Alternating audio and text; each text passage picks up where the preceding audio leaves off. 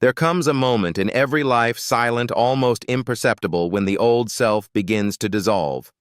It's not a catastrophe. It's not a collapse. It's a calling. And if you listen closely, you'll sense it. The stirring of something sacred within. The darkness you once feared begins to feel like fertile soil, not a grave. You begin to notice signs, subtle yet unmistakable, that you are on the threshold of something extraordinary. Today, I want to share with you 4 powerful signs that you are about to enter the best stage of your life, and one unexpected truth that ties it all together. This is not just self-help fluff. These are psychological realities rooted in the depth of the human soul. Patterns that repeat in every meaningful transformation. Let us begin. You once placed your worth in the hands of others, measuring your value by how many approved, how many applauded, how many stayed. You sculpted yourself into a reflection of what the world told you to be. Like a mirror with no memory of its own image, you adjusted your identity to match whatever gaze looked into you. Approval felt like air, and without it you feared suffocation. The compliments, the titles, the constant nods of validation were your food, and without them, you starved. But somewhere without warning or announcement, something shifted. The things that once excited you now feel hollow. The applause is still there, but it no longer lands in your chest the same way. The roles you played begin to feel like costumes, and a quiet question begins to stir. Who am I when no one is watching? What you are experiencing is not loss, it is emergence. The falling away of interest in what once mattered is not disconnection, it is alignment. You are not becoming less, you are becoming precise. The people you once tried so hard to impress no longer feel significant. Their opinions, once gospel, now feel like noise. The conversations that once filled your hours now feel like distractions. You begin to notice your energy draining in rooms where you used to shine. And slowly but surely, you stop forcing yourself to belong where your soul has outgrown. It is tempting to panic when this happens, to believe that you're becoming numb or cynical, but it is not apathy. It is clarity, the sharp awareness of what truly nourishes your inner world. You are not withdrawing from life. You are refining how you live it. You no longer laugh at jokes that go against your spirit. You no longer tolerate being pulled in directions that violate your values. You no longer volunteer your presence where your presence is not valued. This isn't a rebellion, it's a return. There's a shedding happening, like an old skin peeling away from new growth, the self. You had to be the one who learned to survive through compliance. People-pleasing and performance is releasing its grip. And in that release, something raw and honest begins to breathe. You may feel guilt at first, guilt for not caring about things others expect you to care about, guilt for saying no, guilt for choosing silence over small talk, solitude over social rituals, but that guilt is a signal that your conditioning is cracking. Not that you are doing something wrong. Consider Tara, who had all the markers of success, a prestigious law career, a full calendar admiration from colleagues, but day after day she felt like an actor reading from a script she didn't write. The office lights, the courtrooms, the jargon, it all became noise. She felt unseen by the life she had built. So one day, without fanfare, she walked away. She became a teacher, guiding young minds with creativity and heart. Some called her foolish, but she called it freedom. I started living, she said, not just existing. Her story isn't rare. Many live as shadows of themselves, afraid to leave a life that no longer reflects them. But real transformation begins when we dare to follow what feels true, even if it confuses others.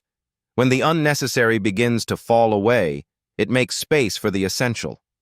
The friendships that remain are the ones that feel rooted. The work you choose to do starts aligning with your deeper values, not just your paycheck. The way you spend your time becomes intentional, not habitual. You become more sensitive to what disrupts your peace and more loyal to what protects it.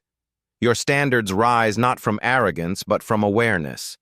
You begin to understand that peace is not passive, It is earned through 1,000 small choices that honor your truth. This falling away is not a phase. It is a rite of passage. You are no longer interested in performance. You want presence. You are no longer willing to betray yourself just to belong. You want belonging that embraces the full depth of who you are. And even though this stage can feel lonely at times, it is also sacred. Because on the other side of that loneliness is authenticity. And authenticity is where the best stage of your life begins. Not when everything around you changes, but when you do. When you finally stop chasing what doesn't matter and start becoming who you were always meant to be. It begins subtly, an inner unease, a vague restlessness you can't quite name. At first it whispers. You shrug it off, blaming stress or fatigue. But it returns stronger this time, like a thread pulling at the seams of a life that once fit you perfectly. The things you once loved now feel dull. The laughter around you sounds distant, like echoes from a different time. You find yourself staring out of windows longer than usual, wondering what's missing even though technically nothing is. Surrounded by the same people doing the same things, living the same life. But you're not the same. Something within you is shifting, stretching, swelling beyond the shape you've worn for years. It feels like walking in shoes that no longer fit tight, uncomfortable, constricting. You used to move freely in them, dance even. Now every step feels forced. The daily rituals that once gave you structure now feel like cages. You smile, but the smile doesn't reach your eyes. You meet deadlines, but your spirit feels absent. Your calendar is full, yet you feel hollow. And here lies the sacred truth. This discomfort is not a mistake. It is an invitation. Growth rarely announces itself with clarity or celebration. More often, it enters as dissatisfaction, restlessness, boredom, even sorrow. But beneath that discomfort lies the deepest signal of all. Your soul is ready for more. We are taught to fear these moments, to interpret them as signs of failure or instability. But what if they are sacred? What if the emptiness you feel is not a void but a clearing, a sacred space being prepared for your next becoming? When you begin to feel too big for your old life, it is not because you are lost. It is because you are being summoned into expansion. Like a caterpillar in the cocoon, there is a point when your old form must dissolve entirely before the wings of your true self can emerge. This process is not comfortable. In fact, it is often terrifying. But it is necessary. Dissolving is not dying. It is transforming. Consider the man who spent 30 years in finance. On paper, he had everything: security, prestige, the admiration of others. He was a banker by profession, but his heart belonged elsewhere. Late at night, when the world was quiet, he painted. With trembling hands and vibrant colors, he poured his soul onto canvas. The contrast was stark. By day, spreadsheets and suits. By night, color and freedom. For years, he dismissed this duality, convincing himself that painting was merely a hobby. But the tension grew. The walls of his life began to press in. One evening, with no dramatic moment, no grand announcement, he made a quiet decision. He walked away. He chose the brush over the briefcase, and in that choice, he came alive. Today, he lives not by default, but by design. His art sustains him financially, emotionally, spiritually. A man who once felt divided now feels whole. His story is not rare. It is the story of all who reached the threshold between the life they built and the life they meant for. And it always begins the same way, with a whisper of dissatisfaction, a soft ache for more, a sacred discomfort that refuses to be ignored. When you feel too big for your current life, it is because something within you is growing. Your inner world, your thoughts, your values, your desires has outpaced the container that once held it. The job, the relationships, the identity you've carried may have served you well. They may have even saved you once, but now they no longer reflect who you are becoming. This is not betrayal. It is honesty. And honesty is the soil of transformation. You owe it to yourself to honor what is emerging, even if it's unclear, even if it's inconvenient, especially if it's inconvenient. The soul does not operate on logic or timelines. It moves in cycles, in symbols, in longing. And when it calls, it is not asking for permission. It is offering liberation. Let yourself grow beyond the life that no longer fits. You do not need to have it all figured out. You only need the courage to admit that something is shifting. That alone is enough. Because the moment you say yes to the discomfort, you say yes to the journey. And on that journey, the unfamiliar becomes home. The pain becomes purpose. The shedding becomes sacred. You are not breaking. You are blooming. Ah, the cocoon was never meant to be permanent. There was a time when pain shattered you, when the mere experience of loss, rejection, or failure sent shockwaves through your spirit. It felt like your world collapsed under the weight of suffering, and you didn't know if you could stand again. In those moments, pain felt like the enemy, a cruel force sent to punish, disrupt, and undo you. You begged for answers, for meaning, for a way out. And in your desperation, you tried to escape it through distractions, through denial, through pretending to be stronger than you felt. But something begins to shift as you move deeper into your own inner landscape. The pain no longer holds the same power over you.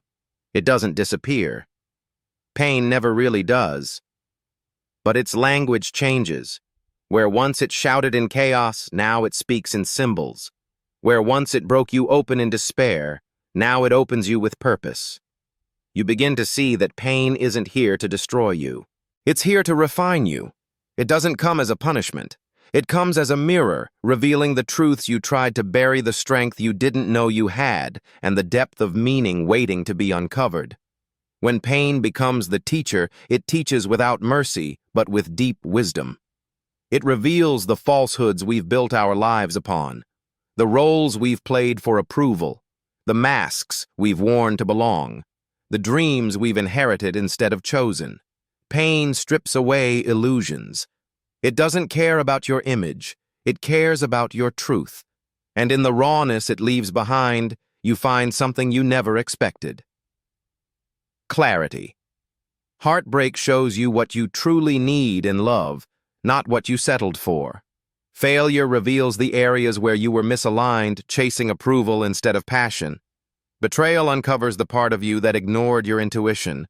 Every wound becomes a window, not into weakness, but into wisdom. You no longer ask, why is this happening to me? Instead, you begin to ask, what is this revealing? What is this calling me to change? That shift alone, subtle as it may seem, is the difference between staying stuck in suffering and stepping into transformation. It is not a philosophical idea.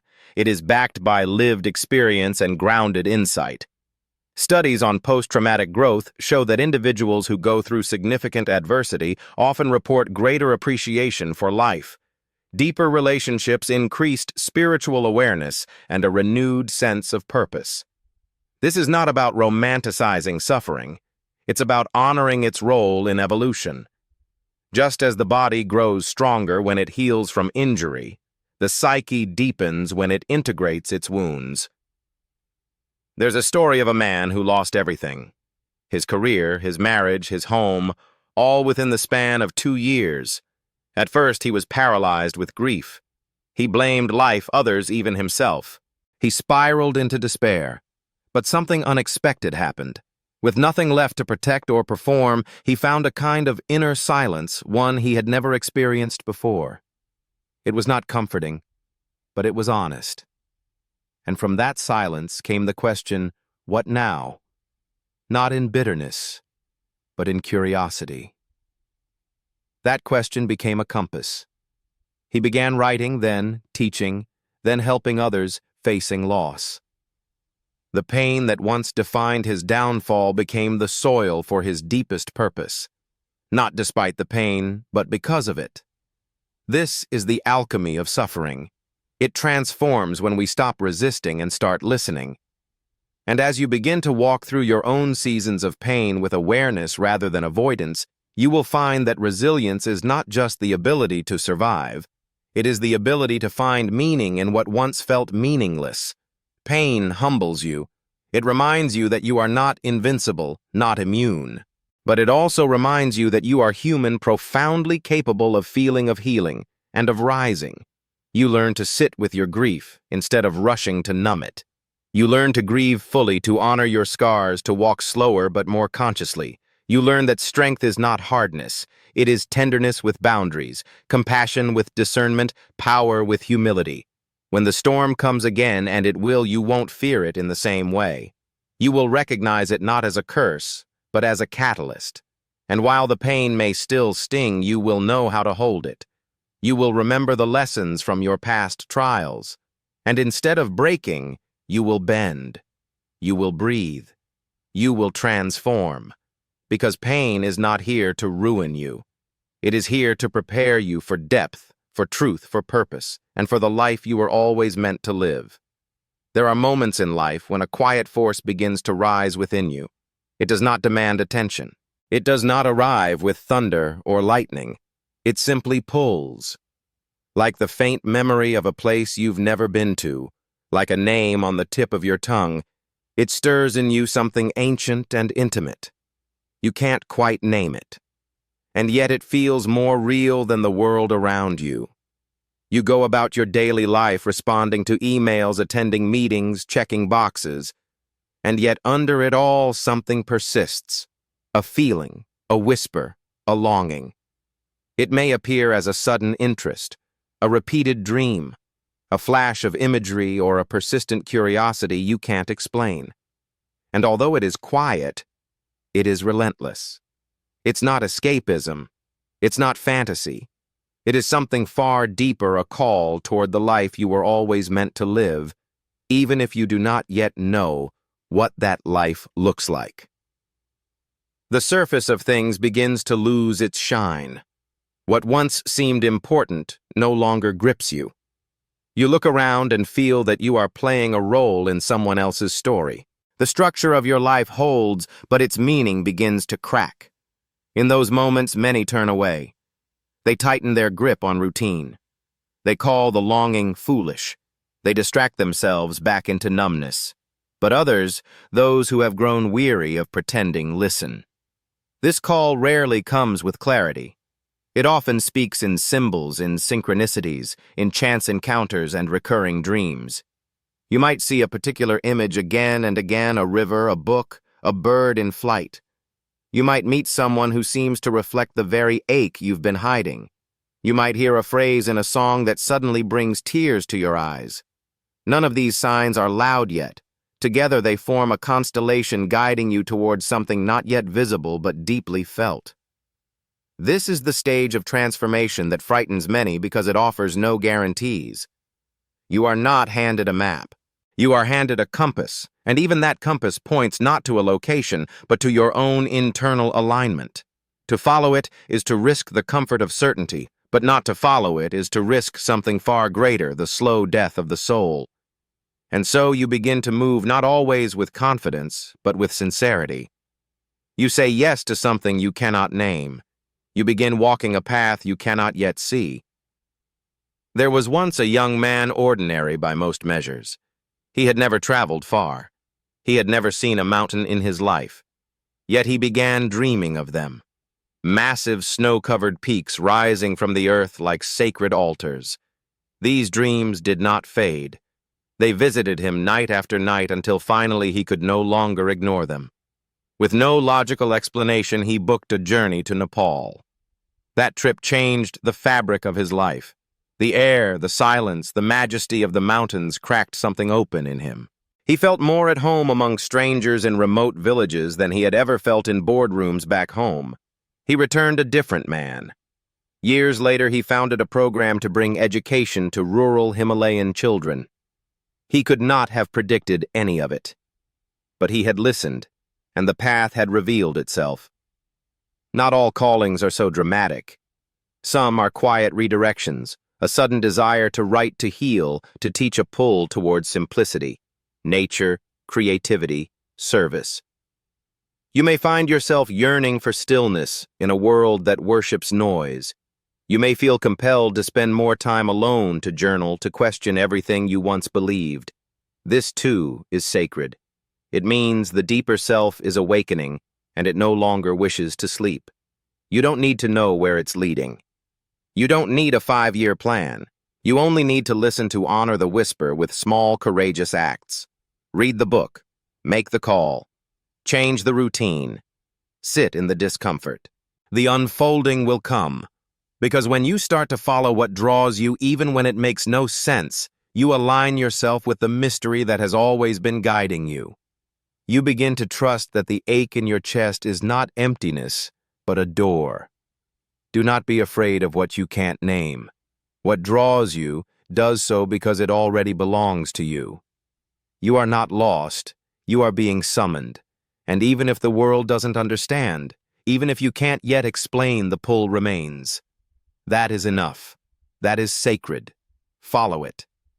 There comes a time in every soul's journey when the cost of pretending becomes too heavy to bear. You begin to feel the quiet ache of wearing a face that isn't yours, of speaking words that don't come from your heart, of saying yes when every fiber in your being wants to say no.